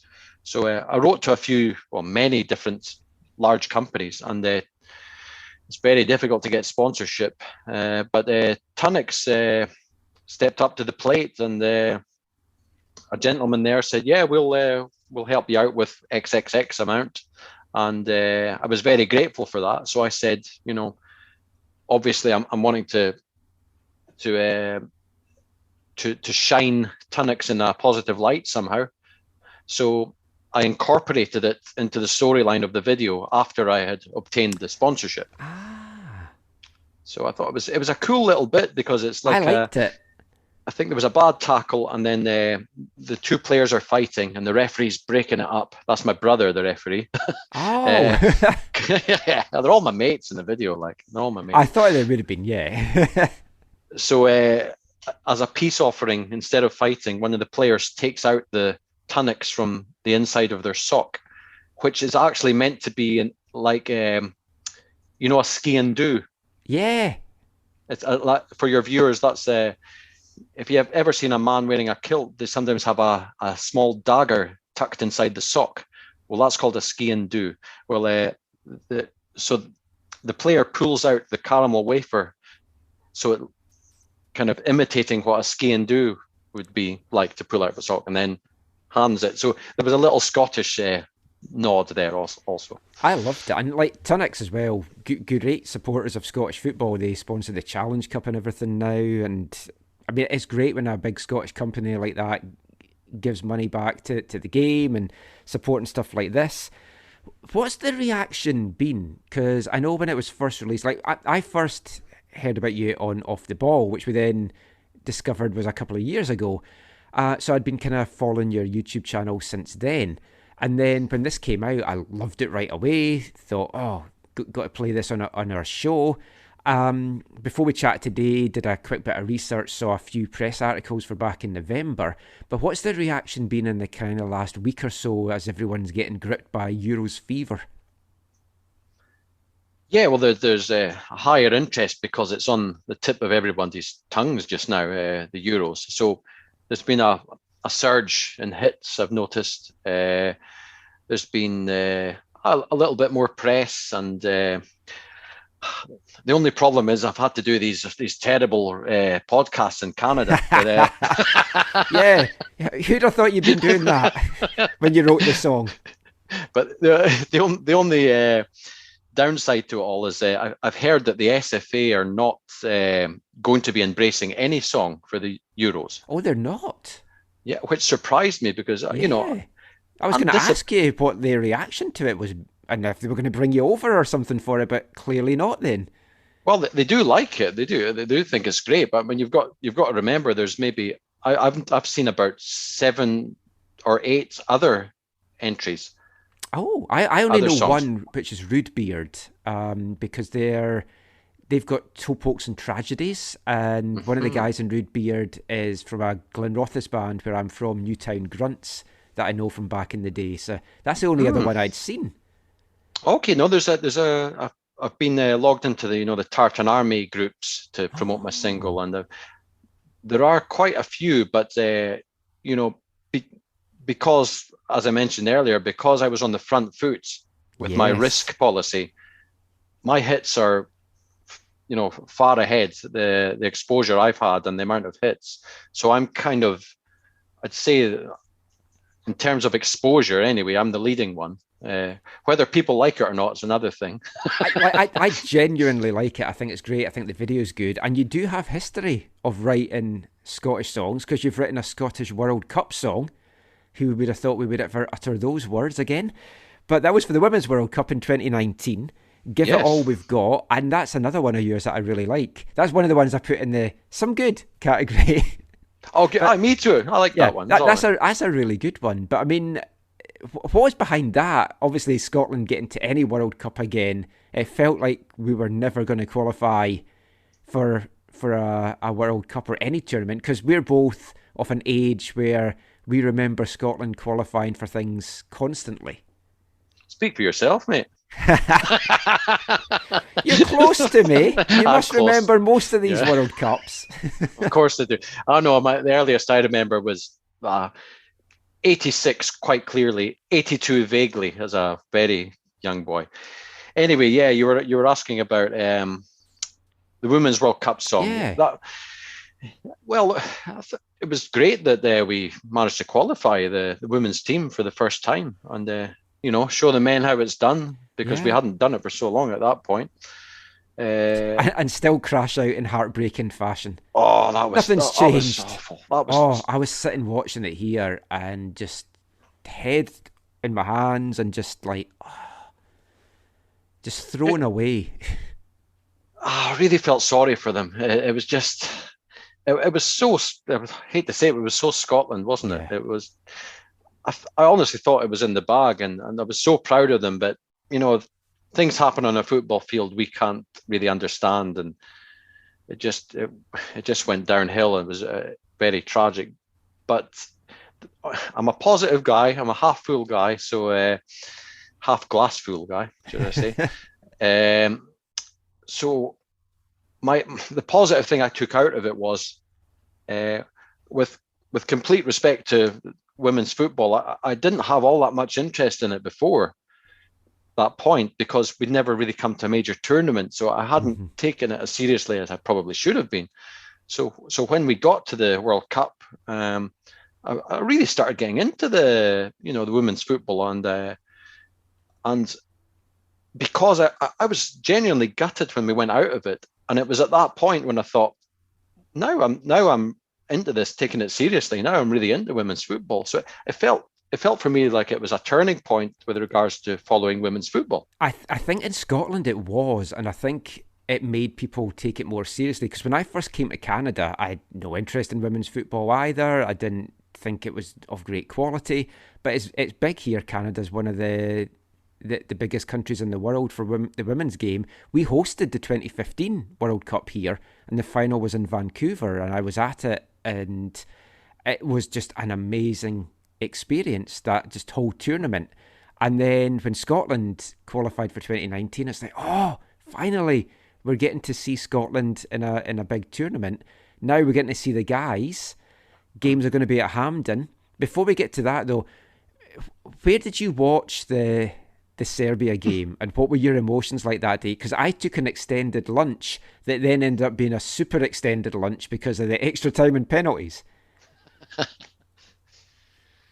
I was at home because in Swedish time it was on pretty late at night.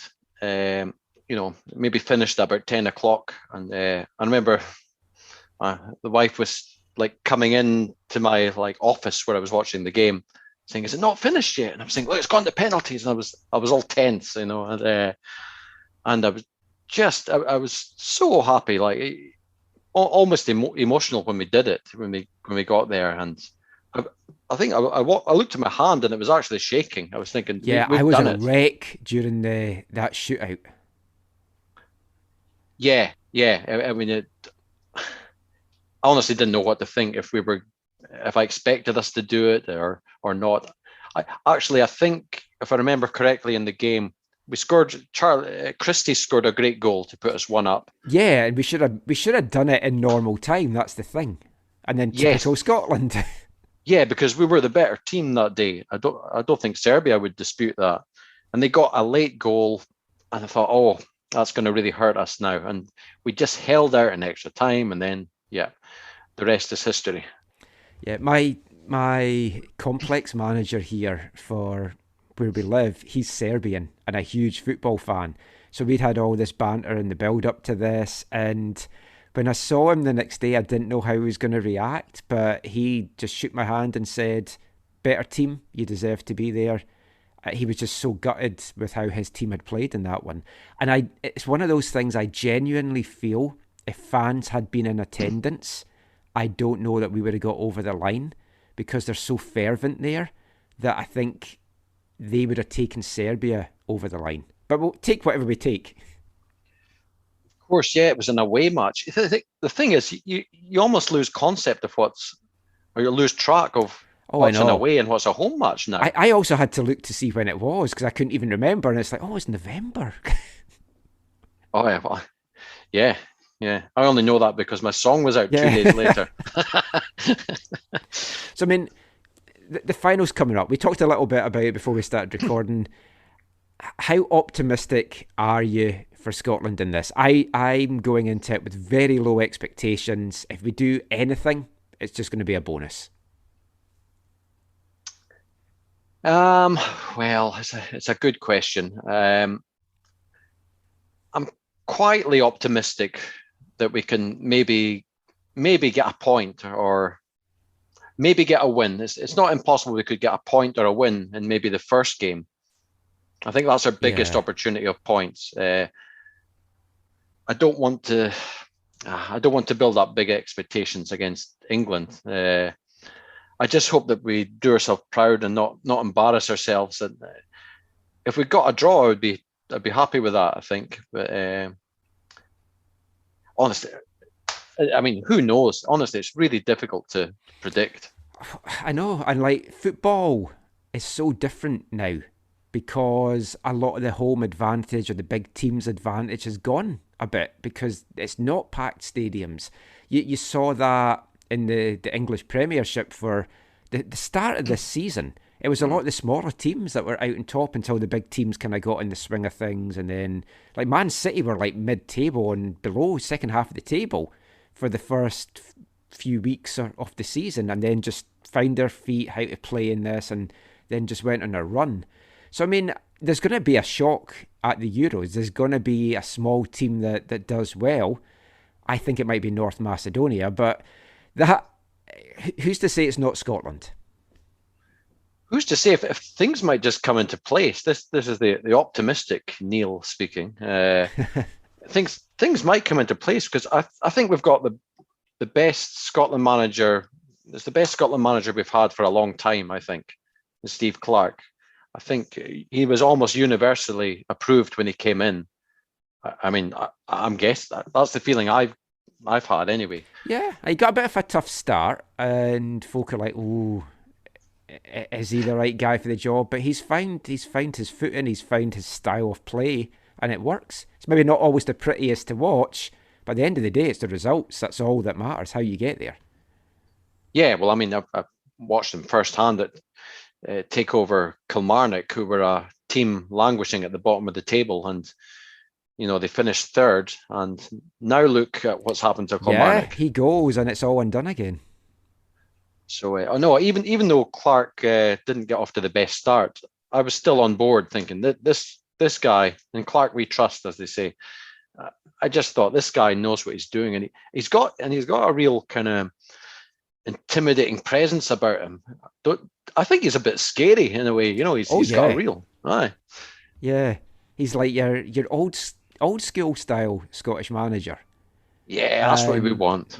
Yeah, and it's an exciting young crop of players.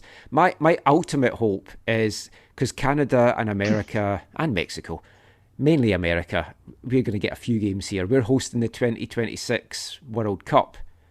My desire is for Scotland to reach that.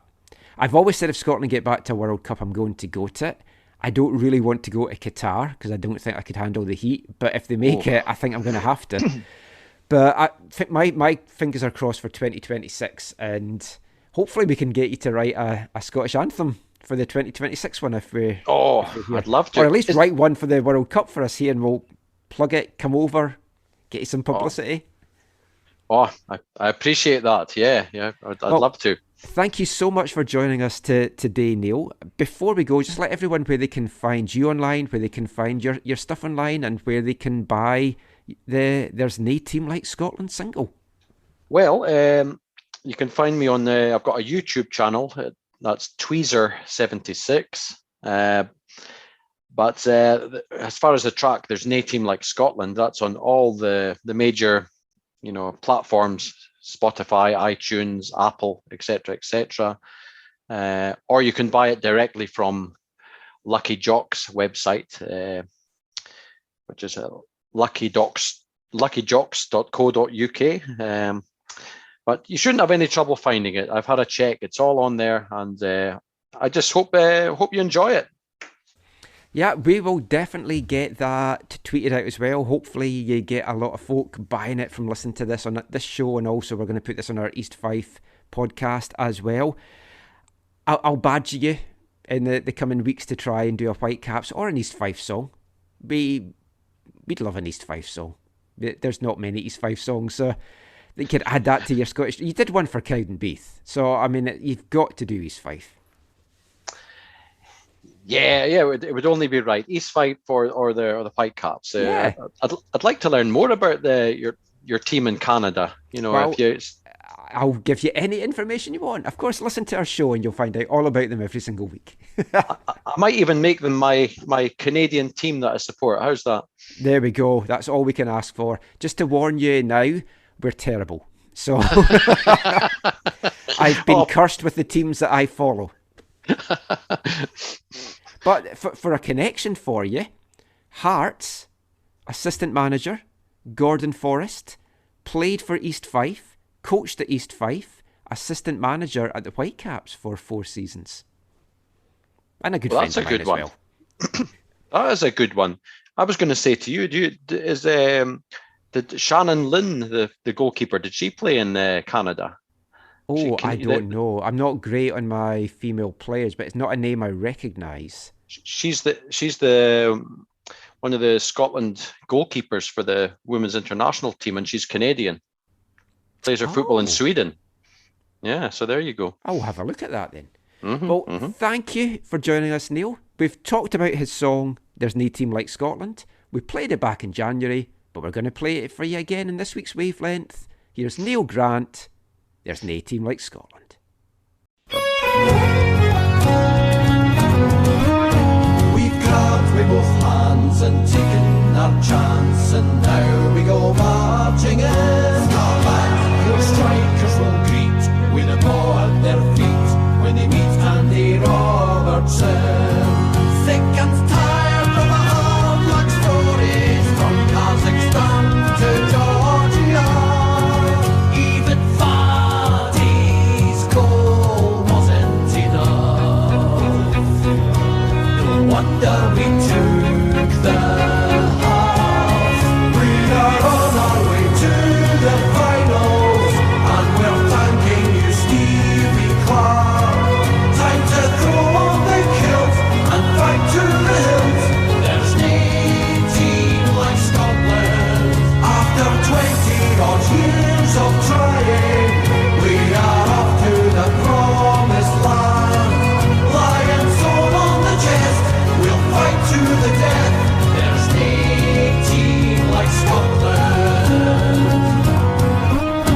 Midfielders will know who's running the show when we John McGinn starts to play. Scotland, we'll bond with the fans from far away lands, no like the old enemy. When we last were seen at the major, we took over Stade de France. No one had a clue when we'd come home. There was even mobile phones. We are on our way to the finals, and we're thanking you, Stevie Clark. Time to throw on the kilt and fight to the hills. There's no team like Scotland. After 20 odd years of trying, we are off to the promised land. Lions all on the chest, we'll fight to the death. There's no team like Scotland. We are on our way to the finals, and we're thanking you, Stevie Clark. Time to throw on the kilt and fight to the hills. There's no team like Scotland. After 20 odd years of trying, we are off to the promised land. Lions all on the chest, we'll fight to the death.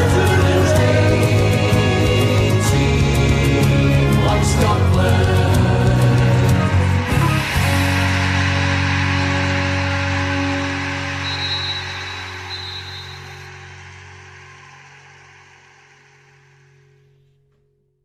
Ah, great stuff there. Getting me in the mood for the Euros that kick off on Friday. Scotland's first game against the Czech Republic, 6 a.m. Pacific time on Monday morning. I'll be getting up bright and early for that one, hoping Scotland can get off to a good start and finally move into the next round of a major tournament.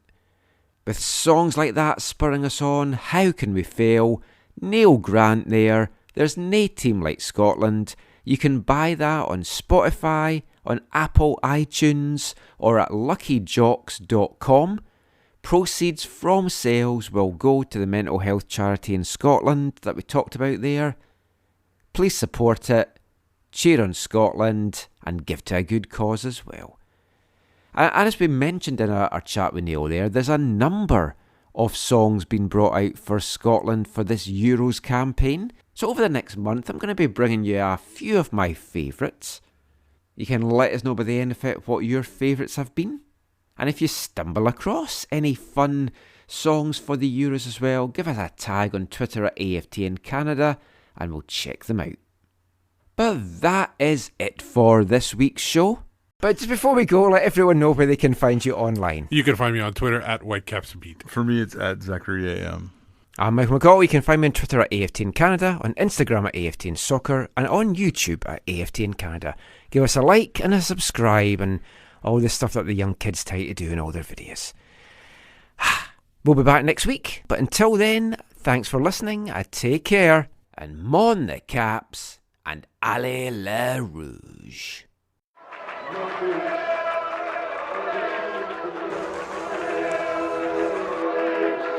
Going to your first match is an experience you never forget. The atmosphere of what's going on around the pitch looks beautiful and you always look and go, wow, I'd love to play here one day. If you get the bug, it's going to stay with you for life.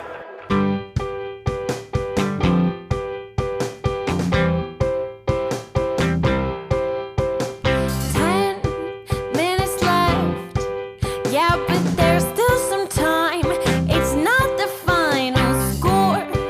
We need more than the numbers we're given. Show us you live and breathe the game. You're more than a name. That's what we came for. We can bring you more than the score. Every story. Let's take this thing off of the field into the real world, away from the numbers, away from the numbers.